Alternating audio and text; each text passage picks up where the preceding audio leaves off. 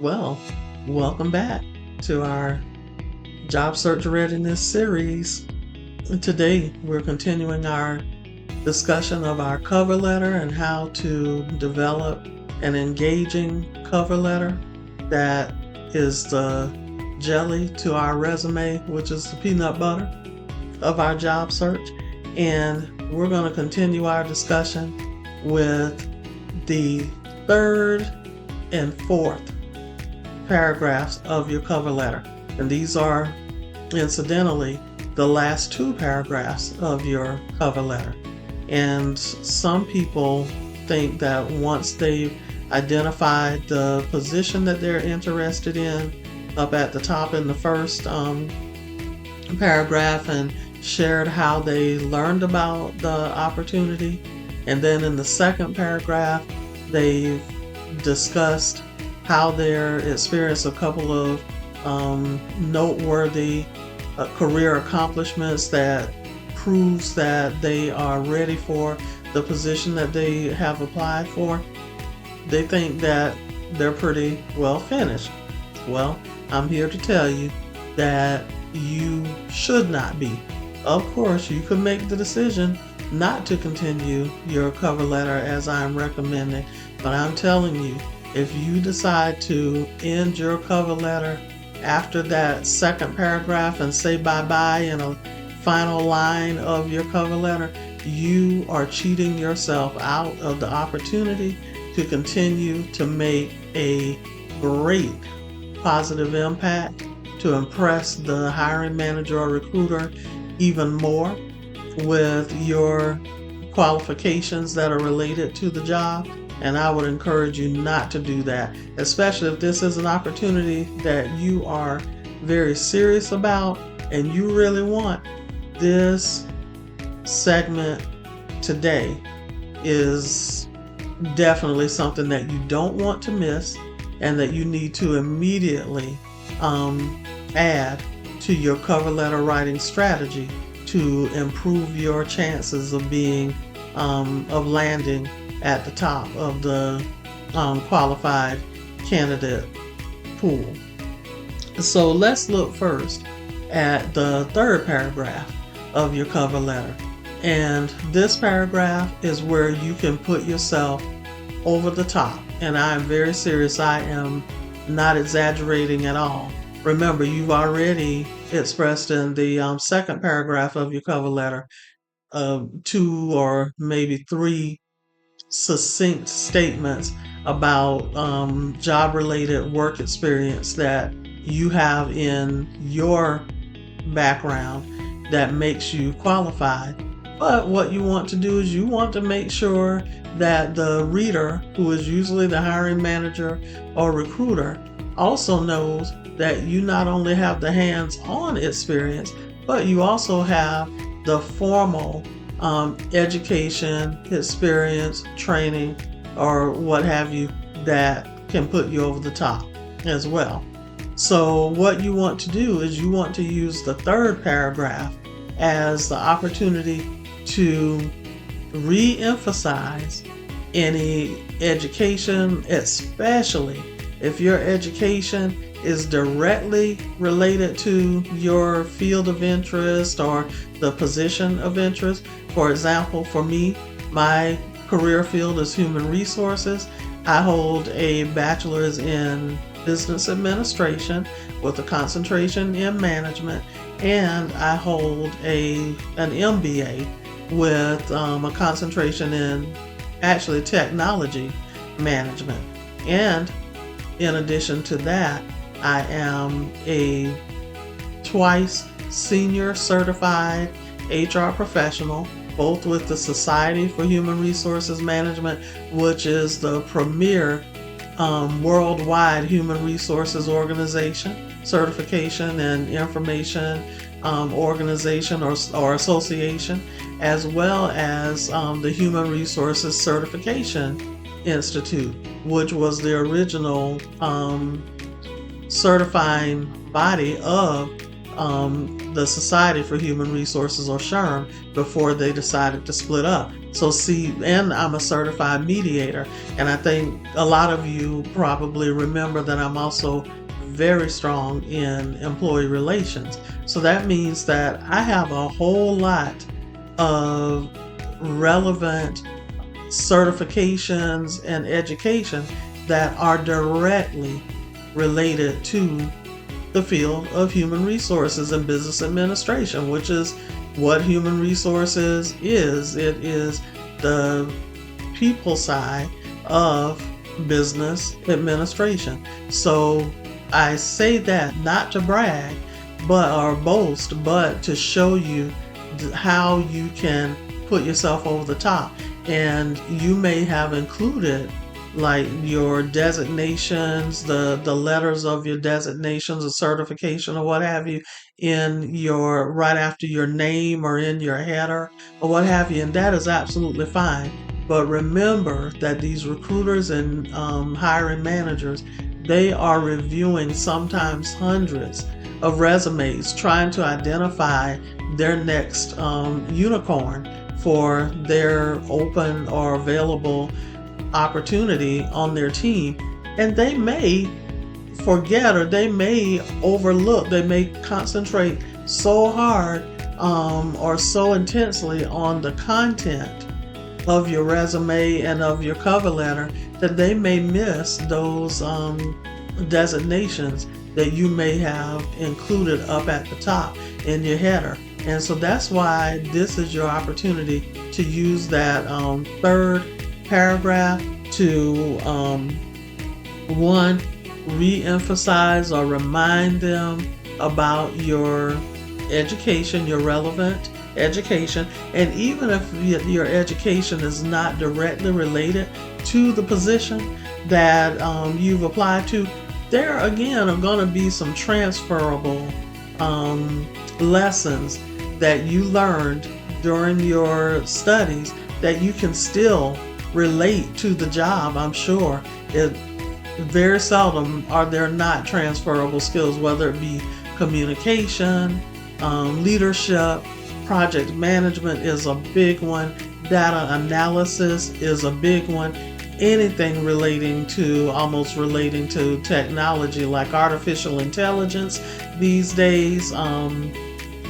Just make sure that you use this opportunity effectively and wisely.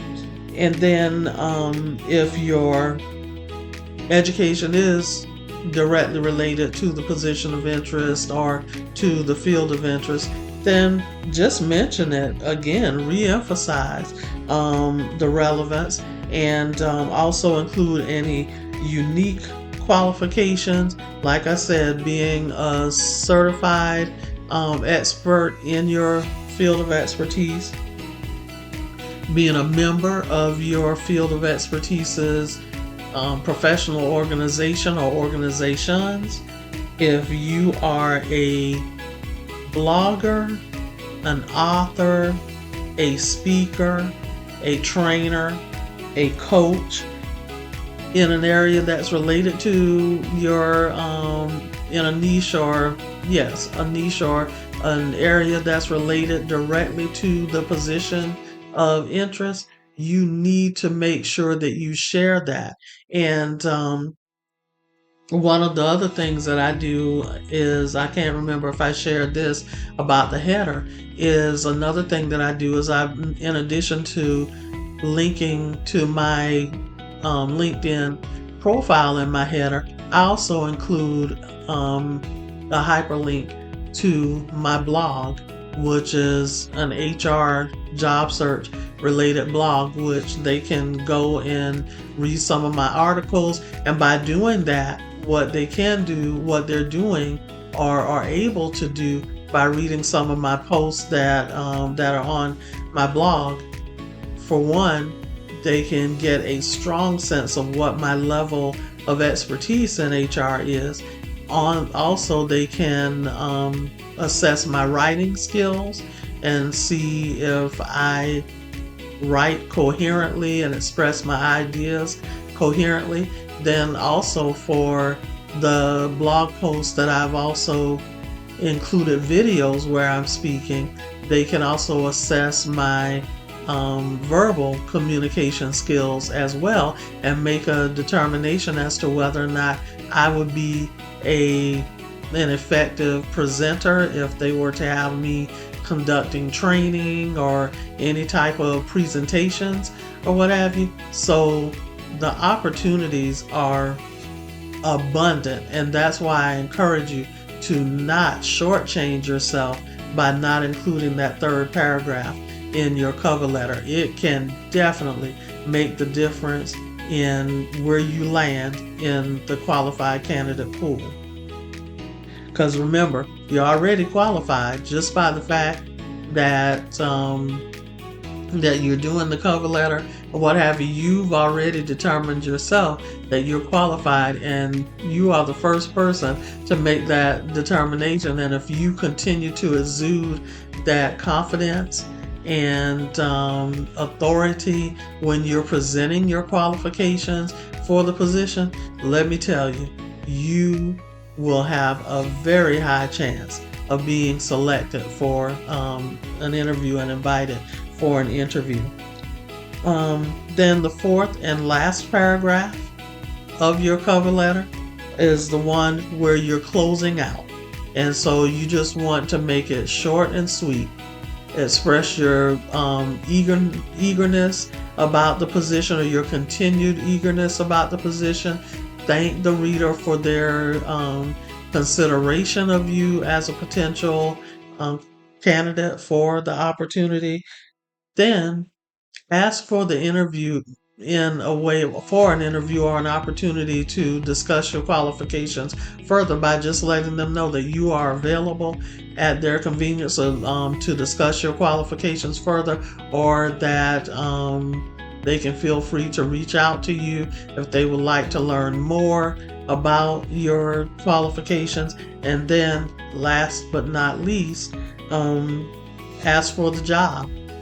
Tell them how much you want to be a part of their team, and let them know that you're looking forward to hearing from them in response to your letter. And I tell you, between paragraphs 1 through 4, you will have provided them with a strong case on your behalf for being considered for that position.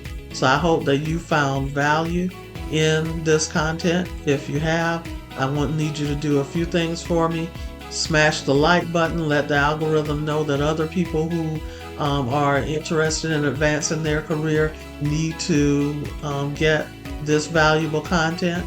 Then also share it with your network, your personal and professional network, to let them know that I offer resources that will help them with a successful job search, because I'm on a mission to help you live your very best career life, and I know that there are others who are on that same journey. Also, when you feel that you're ready, if you have not already, subscribe.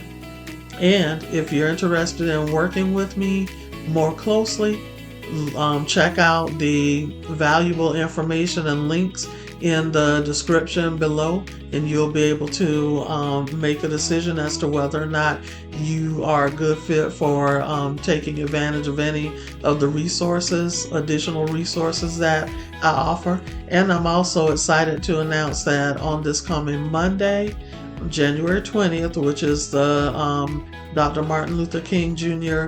holiday, I will be offering a free hour of training on AI and your job search and the AI advantage, where I'll be sharing with the attendees how you can take advantage of artificial intelligence to enhance your job search, to reduce the overwhelm, and to transform from a frustrated job seeker without direction to an informed, confident, authoritative job candidate.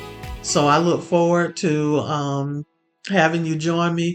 That link also, like I said, is free training. That link also will be at the at the top of the description, because you will be required to pre-register. Even though it is free, I need to know how many people are attending, because the number of seats are limited. But I hope to see you there, so don't delay. Go ahead and register and snag your seat. Until next time, I wish you continued career success.